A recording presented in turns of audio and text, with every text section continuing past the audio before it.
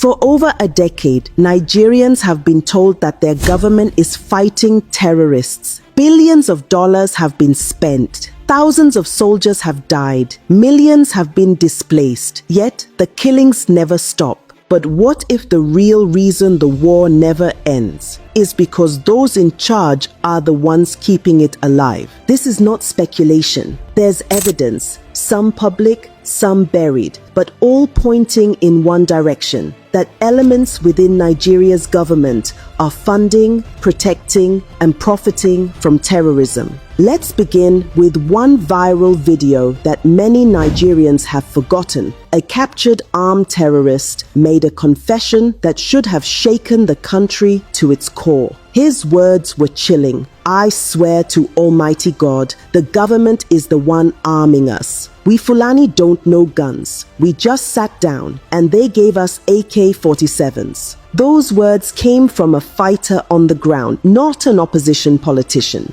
That single clip, dismissed by officials as propaganda, aligns with reports from both military insiders and international observers. Former Defense Director Major General John Enenche, retired, and security analysts have publicly said that the Nigerian government knows the sponsors of terror but refuses to prosecute them. A 2021 Punch report quoted retired Navy Commodore Kunle Olawunmi saying, "They know the names of the sponsors." The Department of State Services, DSS, has the list, but the government lacks the courage to act. This confession wasn't new. For years, Nigerian security officials and insiders have quietly said the same thing, that the state is protecting those who fund the violence. In 2022, the United Arab Emirates released a list of 6 Nigerians it found guilty of funding Boko Haram. The list came after a lengthy investigation involving the United States Treasury and international banking systems. These men were convicted in a UAE court, their accounts frozen, and their networks exposed. But back home, nothing happened. The Nigerian government didn't arrest them. It didn't even open a local investigation.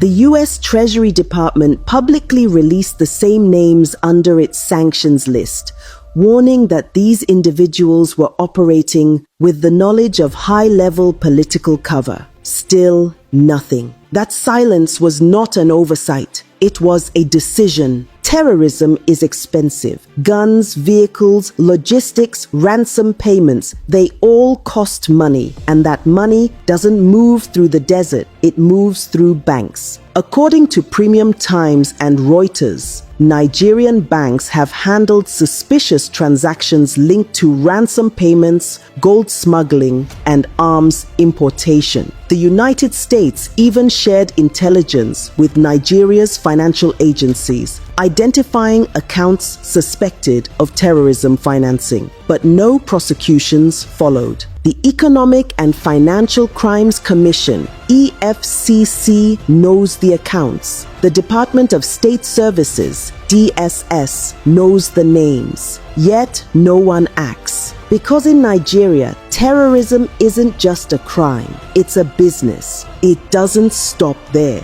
In 2021, the Cable and Daily Trust reported that the federal government paid 800 million naira to bandits for the release of Kagara students in Niger State. The deal was labeled a peace negotiation, but security sources confirmed it was ransom money. Imagine that. Public funds going straight into the hands of killers. The same killers who months later returned to kidnap more students in Tagina and Kaduna. Meanwhile, the government launched the so-called rehabilitation program for repentant terrorists. Some were sent abroad for foreign education under the Senate's Operation Safe Corridor initiative, a program that rebrands murderers as victims and victims as collateral damage. As one angry Nigerian said online, "So a farmer whose family was killed gets no compensation, but a terrorist gets a scholarship. A former Air Force intelligence officer once described it perfectly. This government is fighting terrorism with one hand and feeding it with the other. The deeper you look, the clearer it becomes that this is not negligence, it's partnership. In 2021, Nigeria's Minister of Communication, Isa Ali Pantami, faced global outrage after reports surfaced of his past sympathies for jihadist groups. Old sermons where he praised Al-Qaeda and the Taliban resurfaced, and citizens demanded his resignation. He admitted making mistakes, but remained in office, shielded by the presidency. To the international community, this was a red flag. A man once accused of sympathizing with global terror networks remained part of the same government claiming to fight terrorism. Or Lai Mohammed, the then Minister of Information, who in 2023 publicly admitted that Christians were indeed being targeted in Nigeria, effectively confirming what the government had denied for years. Yet again, no action followed.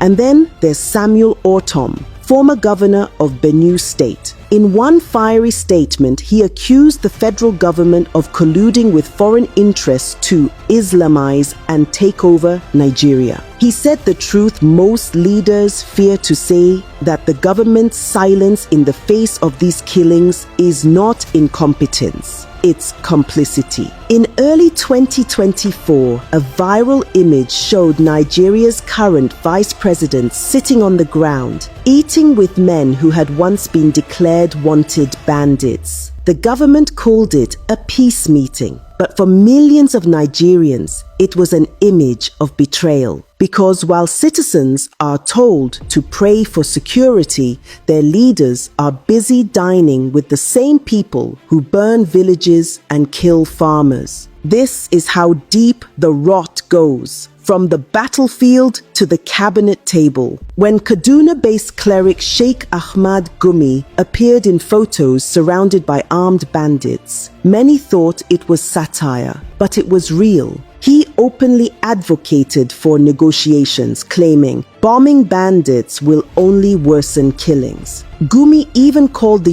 US an enemy of Nigeria for proposing airstrikes against terrorists. Instead of arresting him, the government gave him safe passage. That image, a cleric sitting comfortably among men with AK-47s, captures Nigeria's biggest scandal: the merging of state power, religion, and armed violence. While killers get meetings and rewards, journalists, protesters, and whistleblowers get threats. Protesters labeled as terrorists to the arrests of activists who expose corruption. The government's priorities are clear. The real enemies in their eyes aren't the ones holding guns, but the ones holding truth. What we are seeing in Nigeria today is a cycle: terrorists attack civilians. The government releases statements and allocates new security budgets.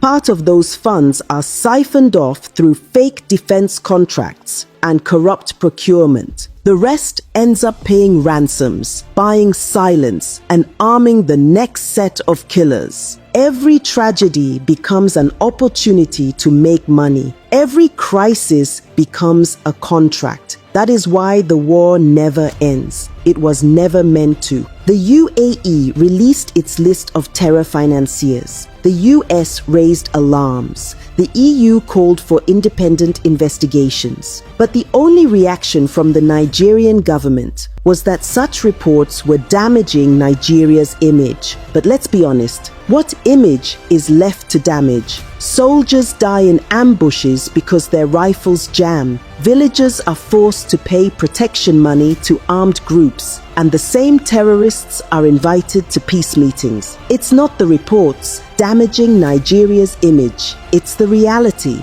The war Nigeria needs to fight isn't against insurgents in the forest. It's against the betrayers in the palace. The enemies wearing camouflage are not the only ones with guns. The ones in suits and agbadas signing security budgets are far more dangerous, Because they don't just kill with weapons, they kill with silence, policy, and greed. Until those at the top are exposed and held accountable, the bloodshed will continue, no matter how many summits or prayers are held. Nigeria is not a failed state. It is a captured one, captured by people who discovered that fear is profitable. And until Nigerians themselves demand accountability, the killing fields will continue. Because in the end, it's not the terrorists destroying Nigeria, it's the system that created them.